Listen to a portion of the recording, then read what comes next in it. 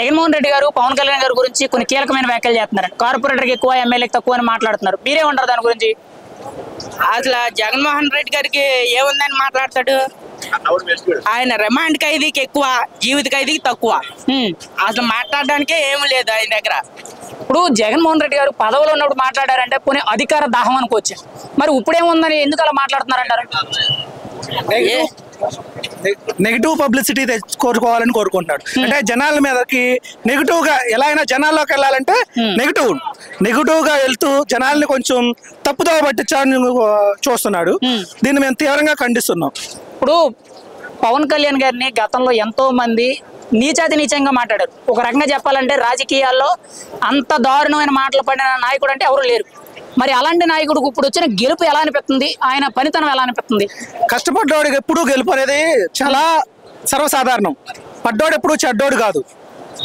కష్టపడి నిలబడినోడికి ఎప్పుడు పనిచేసేవాడి వ్యక్తికి ఎప్పుడైనా సరే నిజాయితీగా ఉన్నోడికి నిలబడతాడు, నెగ్గుతాడు. అలాగే జనాదరణ పొందుతున్నాడు. తప్పుడు మాటలు, తప్పుడు ప్రచారం చేస్తూ జనాలను తప్పుదోవ పట్టించే కార్యక్రమం చేస్తున్నారు తప్ప ఏ ఒక్క నాయకుడు వైసీపీలో ఉన్నోళ్ళు నిజాయితీగా పనిచేస్తున్నది లేదు. ఎక్కడిసేపు ఎంత దాచుకుందామా అనే కార్యక్రమం తప్ప ఎంతసేపు జనాలకు చేద్దాం లేదు. పేరు మాత్రం ఫోటోలు, ఫోజులు, సేవా కార్యక్రమాలు ఫోటోలు దిగుతారు. కానీ ఆ ఫోటో అయిన తర్వాత మొత్తం వాళ్ళు ఇచ్చినవి కూడా తీసుకెళ్లే రకాలు అవి. కానీ జనాలు పనులు నెగిటివ్ గా పంచుతారు. మరి ఇప్పుడు ఆ పార్టీలో ఉన్న కొంతమంది కీలక నేతల్లో మెయిన్ గా దువ్వాడ శ్రీనివాసరావు, ఎమ్మెల్సీ శ్రీనివాసరావు పవన్ కళ్యాణ్ రోజుకి 50 కోట్ల రూపాయలు ప్యాకేజీ తీసుకొని చంద్రబాబు నాయుడుకి అమ్ముడుపోయాడని చెప్పి మనం మీడియా ముఖంగా మాట్లాడుతున్నారు. ఎంతవరకు సమంజసం అంటారు ఇలాంటి మాటలనేవి? ఇదేగా చెప్తున్నాను. దాన్ని తప్పుడు ప్రచారం అంటారు కదా. ఆల్రెడీ తప్పుడు ప్రచారం చేసిన వాళ్ళు ఇప్పుడు అనుభవిస్తున్నారు. ఆయన కూడా దగ్గర వచ్చినాయి రోజులు. అది ఈ రోజు మేము ఇక్కడ రావడానికి కారణం ఎవరో రాజకీయంగా మనకేదో డబ్బులు ఇస్తే వచ్చిన వాళ్ళం కాదు. ఈ రోజు కూడా స్వచ్ఛందంగా సొంత రూపాయలతో ఎవరి కాళ్ళం తలకొక 1000 అని, తలకొక 2000 అని వేసుకుని ఇక్కడ దాకా వచ్చి పవన్ కళ్యాణ్ గారి సిద్ధాంతాల మేరకు, ఆయన ఆశయ సాధనాల కొరకు ఇక్కడ దాకా కష్టపడి ఈ కండవ విలువ ఏంటో తెలుసుకుని ప్రతిరోజు కష్టపడిన కష్టార్జితంతో మేము ఇక్కడ దాకా వచ్చాం. అంతేకాని ఎవడో పంచే మెటైల్కి వాటికి రాలే. మేము ఇక్కడికి కష్టపడి చెమటోడ్చి ఇక్కడికి వచ్చి మా పవన్ కళ్యాణ్ గారి సిద్ధాంతాల మేరకు మేము నిలబడేవాళ్ళం. ఇప్పుడు పవన్ కళ్యాణ్ గారి సిద్ధాంతాలు, ఆశయాలు అన్నారు కదా. పవన్ కళ్యాణ్ లో ఏ విషయం అనేది మిమ్మల్ని బాగా ఇన్స్పిరేషన్ గా మార్చింది, మీలో ఒక కొత్త విధానాన్ని తీసుకొచ్చింది? ఏ విషయంలో నచ్చారు పవన్ కళ్యాణ్ గారిని? మనకి కరప్షన్ లేని సమాజం కోసమే పవన్ కళ్యాణ్ గారు రాజకీయాల్లోకి వచ్చారు.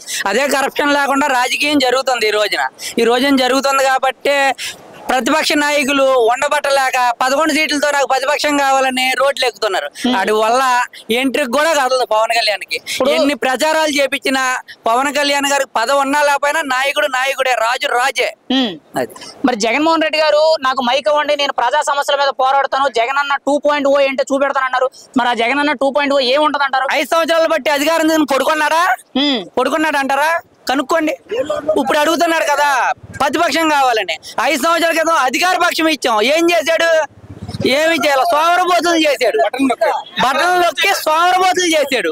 దానివల్ల ఏమైంది ఇప్పుడు తెలుస్తుంది. కరెంటు బిల్లుల రేట్లు, నీళ్ళకి అద్దడే అవన్నీ ఇప్పుడు తెలుస్తుంది. ఇప్పుడు ఓపెన్ గా చెప్తున్నాను, మరి జగన్మోహన్ రెడ్డి గారు నేను సుపరిపాలన చేశాను, ఇప్పటి వరకు కూడా రాష్ట్రంలో నా అంత గొప్ప ముఖ్యమంత్రి లేడని చెప్తున్నారు. 151కి 51 కూడా రాలేదు కదా, 11 కదా.